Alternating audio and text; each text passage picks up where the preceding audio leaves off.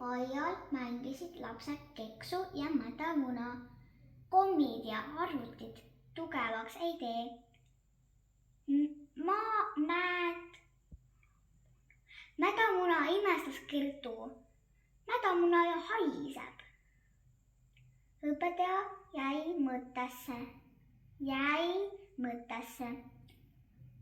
Sellel mängul on imelik nimi, jah.